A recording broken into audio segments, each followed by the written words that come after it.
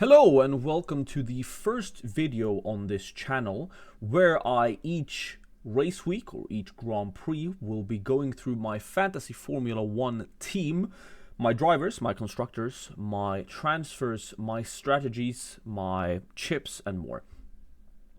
Last year I believe I did rather well. I can't remember my placement as of now. But I kind of stopped caring after a certain Grand Prix did not go as planned. I brought in Hamilton and Mercedes for the Austin Grand Prix because Mercedes looked so quick, only for Hamilton to get DQ'd at the end of the race, costing me a whopping like 60 points more, something like that. The thought process of bringing him in was correct. If he had not been DQ'd, I would have had more points than my team was before the transfer. But that DQ cost me greatly, and it is what cost me essentially being in the top 1,000, probably. But anyway, there's a new season. I know more now at the start of the season than I did last year. Last year was my first full season of Fantasy Formula 1. So this year I feel more prepared going into it, and I thought I would just make a video to go through my picks, picking my team, and we'll just go through each of the drivers, each of the constructors, go through what picks are good, what picks are great, what picks are not so good and not so great, why I would avoid certain strategies, and why I am going for certain others. So yeah, let's just get into it. I think everyone going into this season who played last season will find it quite difficult to make a team. The reason for this is that last season the prices were pretty askew. The Mercedes and Ferrari assets in particular were way too expensive and way too close to the Red Bull assets, and crucially the Aston Martin assets at the start of the season were way too cheap, and the McLaren assets were way too cheap once they got their car going in the middle of the season. So it ended up being a year of triple Red Bull, triple Aston into triple Red Bull, triple McLaren most of the time. And with the prices of the Aston Martin assets rising, and then selling the Aston Martin assets for the McLaren assets that then began to rise, you could get some crazy teams at the end of the season. I saw people at the top pretty much only running top drivers, or what would be considered top drivers. People were running things like Verstappen plus Norris plus Piastri plus Alonso plus Hamilton, and then McLaren, Red Bull as their constructors. The teams were pretty crazy. You could get some insane points, and I do not think that will happen this year. It's better for the game, but it also makes it way more difficult to build a team. Something that will not be different from last year, however, is Max Verstappen. I think Max Verstappen is the only asset in the game that is a must-have. And considering he's only picked by 47%, I believe him to be quite a bargain. Now, why is Max Verstappen a must-pick?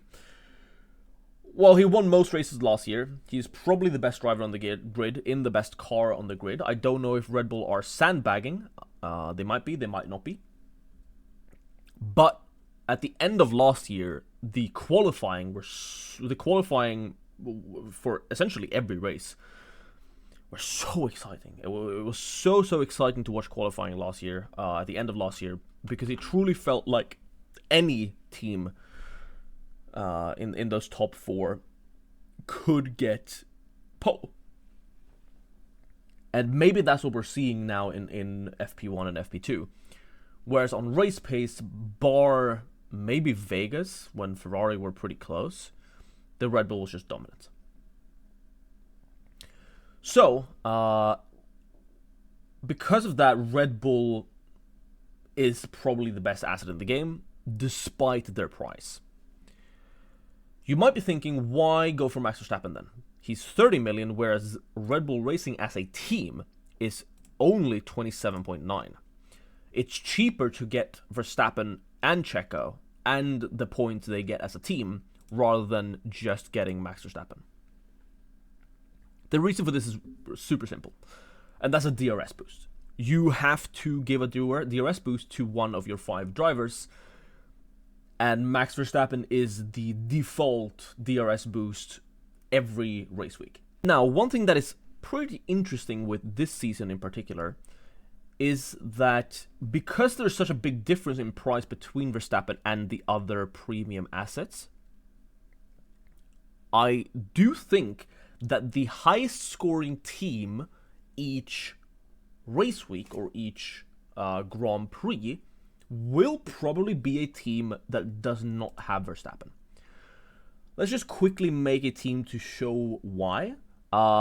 If you're running Verstappen, you can probably fit one other premium driver, and then you have some midfield cars, one back marker, and then you have perhaps a Ferrari and then a RB. This is probably the most common team I've seen picked. Perhaps Daniel Ricciardo is here instead of Yuki Tsunoda, considering the crazy pick rate that Ricciardo has. This is probably the most common team I've seen online. And the reason why I think that teams without Verstappen will outscore teams with Verstappen on a game week, rather race week per race week basis, is that without Verstappen, say you do have Red Bull Racing here instead, you can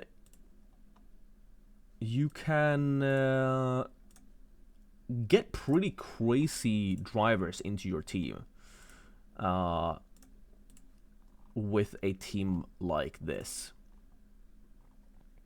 You can go for 3 premium drivers plus some midfield drivers and still have a pretty solid team. And I do think this has the possibility of outscoring Verstappen. Verstappen does not get a lot of driver of the days. And if Verstappen does not get the fastest lap, for example, these teams could definitely outscore teams with Verstappen. The problem is that this hypothetical team will differ Grand Prix to Grand Prix. Which team will outscore Verstappen will be extremely difficult to predict. It could be something like this. It could be something like this if McLaren's better. It could be something like... this. I don't know. The point is that I do think teams without Verstappen have a pretty good chance of outscoring teams with Verstappen. But, and the big but, is that you cannot predict that every Grand Prix. You would have to get extremely lucky to predict that, and you would probably have to make a couple of transfers every week and get those transfers right. So over the course of a season, just having Verstappen and putting the DRS boost on him will give you more points than having 3 premium drivers and going without Verstappen. Even if the triple premium driver can definitely outscore Verstappen teams in a single race week. So going through the rest of the picks, in terms of the constructors, McLaren seems a bit too expensive. I have not seen enough from McLaren yet to warrant the price over something like a Ferrari. I would back Ferrari to get into Q3 with both their drivers every race, unless something crazy happens. So that price point for Ferrari compared to the McLaren seems like a no-brainer to start off. We have not seen enough from McLaren in practice or testing to give us an indication that McLaren are dominating the other two, Mercedes and Ferrari, is what I mean there, and being the clear second best team. I really like Mercedes. If you're only going for one other or one premium constructor, Mercedes and Ferrari is a toss-up at the moment between me. Mercedes were really quick yesterday in FP2. There are reports that Ferrari and Red Bull were sandbagging. I don't know how true they are. But I believe Mercedes and Ferrari are currently the best options for your constructors, and I will talk about my team later, which actually involves both of them. I don't think Aston Martin is good for their price. I really like Fernando Alonso, if you can fit him into your team. The problem with Aston Martin is that you have to bring Lance Stroll along. And for the price point, I don't think that's worth it. I would much rather have an RB over an Aston Martin for the price point. If RB was the same price as Aston Martin, I would probably take Aston Martin above RB. But with that crazy price difference, RB is, well, the pick rate confirms it. But the RB are definitely the best of the cheap assets. I don't trust Alpine at all. I don't trust Kick at all. I don't trust Haas at all. The only one else other than Mercedes, Ferrari, RB that I can see might warrant a pick later on in the season is Williams. Williams being the same price as Haas seems rather crazy, because Williams definitely feels like a team that have their niche tracks. And last season it was pretty predictable when Williams were going to do well. And if you can predict that this season again, Williams as a constructor could be good. The other problem with Williams is that Williams suffered the same issue as Aston Martin. Alex Albon is a great driver. Logan Sargent has not shown that yet. So Williams is the cheaper version of the Aston Martin problem. But I believe Ferrari, Mercedes, and RB are the clear and obvious choices for your constructor pick. As for your driver, I'm just going to add Ferrari and RB in here for now. As for the drivers, Lando Norris suffers the same problem as McLaren, the constructor. Seems a bit too expensive to start the season off before we are sure that him and McLaren are firing as high as they did at the end of last season. A 4 million difference between Lando Norris and Charles Leclerc when Ferrari looked to be rather quick. It feels pretty extreme. Similar to how the constructor went. A Lewis Hamilton for 19.3 versus Lando Norris for 23 seems like a no-brainer to go for the Hamilton route, especially considering the picks at the back of the field. I don't hate Checo, but if Checo was in the 19 million category, I would be way more interested in him. Oscar Piastri, if he shows better race pace, could definitely be a great shout. I don't really like George Russell, just because Hamilton is just barely more expensive. I would ensure that I get Hamilton over Russell every time. The Sainz to Leclerc is closer. And if you are in the position where you really need to upgrade one of your backmarker drivers, downgrading Charles Leclerc to a Carlos Sainz is not the end of the world. They seem pretty interchangeable, and I think they're both going to do well this season. I love Fernando Alonso as an option. If you're looking for that in-between premium and budget price, Fernando Alonso is a no-brainer. He's the clear option. Not a fan of Lance Stroll for the price. The highest picked driver, Daniel Ricciardo, it makes a lot of sense why he is the most picked. Is he the best option? Well, in terms of the price, he probably is, because he falls into a price where you can fit him in. Where someone like Fernando is hard to fit in because of the price. The price of the RB boys lend them pretty easily. It makes them pretty easy to slot into a team, to any team really. Yuki Tsunoda and Daniel Ricciardo, I probably like Yuki Tsunoda as a pick more than Daniel, if I'm gonna be honest. So if you can only go for one, if you need that extra budget, I don't mind going for Yuki at all. The Alpine, I like the price point of Gasly and Ocon. I would pick Gasly every time over Ocon. They have the same upside. We saw that last season, that both of them can get to a podium if the track suits the car. The car looks worse this year, but maybe they can fix that and improve it. The problem with Ocon is they're the exact same price point, and Ocon has a way larger downside. When Ocon has a stinker, he has a stinker. He picked up a record amount of penalties last season. He had a lot of DNFs last season, and you really need to minimize those DNFs to have a chance at a high rank at the end of the season in this game. Those DNFs really hurt your rank and your points. You can only afford so many in a season. So if you're going for one of them, it would be Pierre Gasly for me. They also seem very track dependent, similar to Williams. I really like Alex Albon at 7 million. Their car seems difficult, but I trust Albon similarly, but not as much, but the cheaper version of Aston Martin and Alonso. I trust Albon to get the most out of the car in every race and bring it far. And I wouldn't mind him going out in Q1, considering he could climb afterward. So I really like Albon.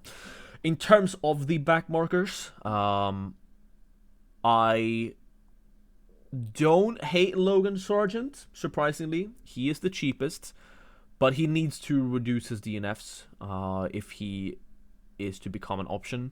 If he puts it on P20 in every qualifying session, he could be the GOAT this season. And then if he puts it on P20 in every race this season and just don't DNFs, he could be the GOAT of fantasy. I'm actually not joking. Having someone that qualifies last and then climbs 3 places due to other people DNFing would be a godsend. The Kick, Sauber, Stake, F1 are very hard to predict. I can't really read where they are at on the grid at all. It's hard to say. I'm surprised Shogun Yu is the least picked driver apart from George Russell and Checo on the grid. Yes, Bottas is cheaper, but not by much. And Shogun Yu was more consistent than Bottas last season. I feel like for now, to start the season, if you have to go for a cheap driver, it's probably one of them, which is probably why Bottas is so highly owned. But I see a world where Logan Sargent could be good. Both the Haas's are complete avoids for me.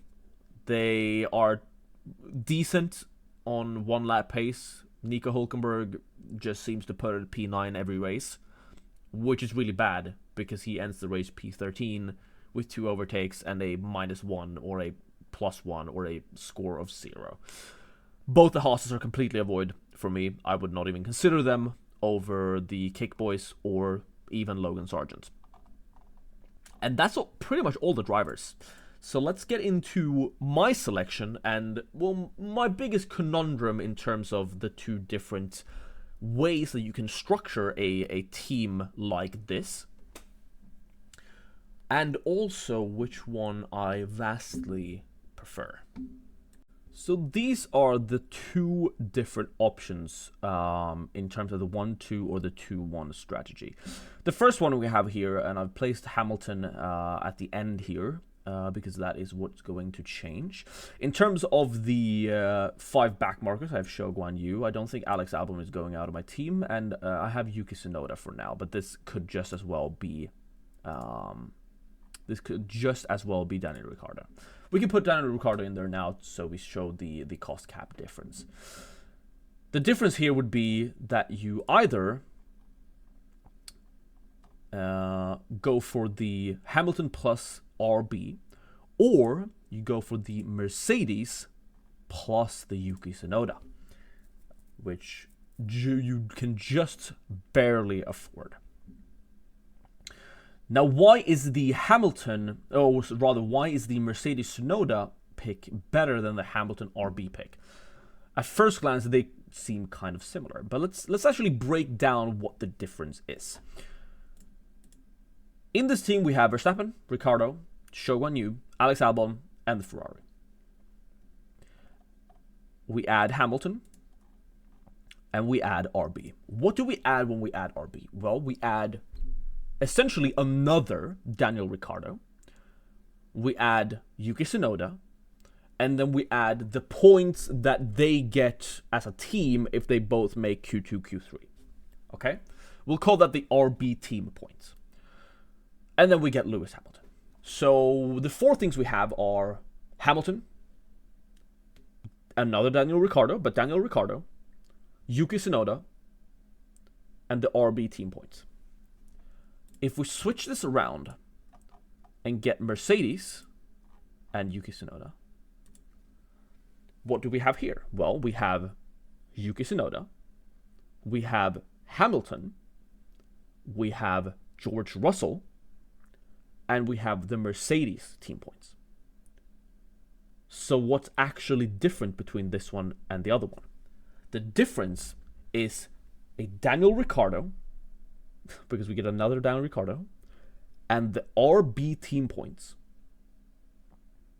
versus a George Russell and the Mercedes team points. Because if you remember, when we did the Hamilton plus RB combo, we get Yuki Tsunoda from the RB combo here. So adding Yuki Tsunoda in the other example, they cancel out. Same with Hamilton. It feels kind of counterintuitive, because the drivers we're taking in and out here, we're adding Lewis Hamilton, and then we're adding Yuki Tsunoda. But really, we already get Yuki Tsunoda or Hamilton because we get the points from them through the constructor. So when we're running the Mercedes constructor plus Yuki Tsunoda, we still get Hamilton. And when we're running the RB constructor, we still get Yuki Tsunoda. Does that make sense? So the actual difference between this team and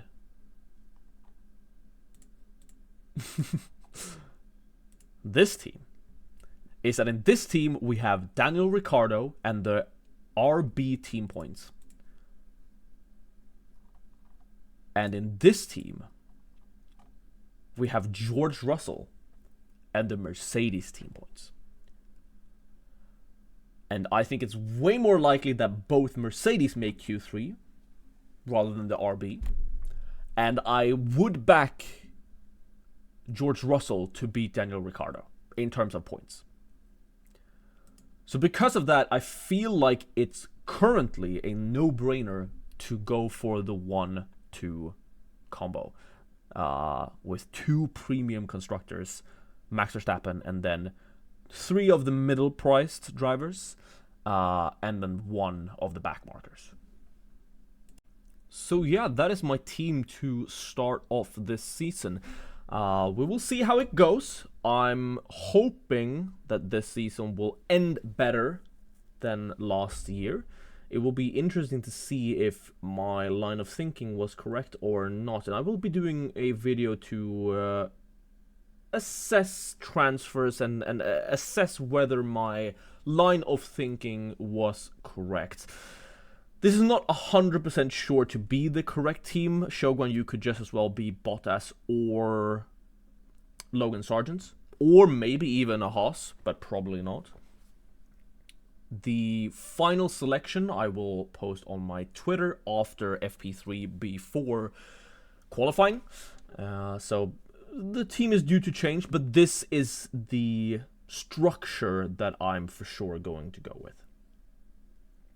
If you enjoyed this, please like the video. And if you want to join me for this season to see if I can end it on a higher note than last year, please subscribe. I will be posting maybe 2 or 3 videos per race week. 1 team selection, and then 1 sort of going through strategies and different things. I'm also looking to do some data-focused videos.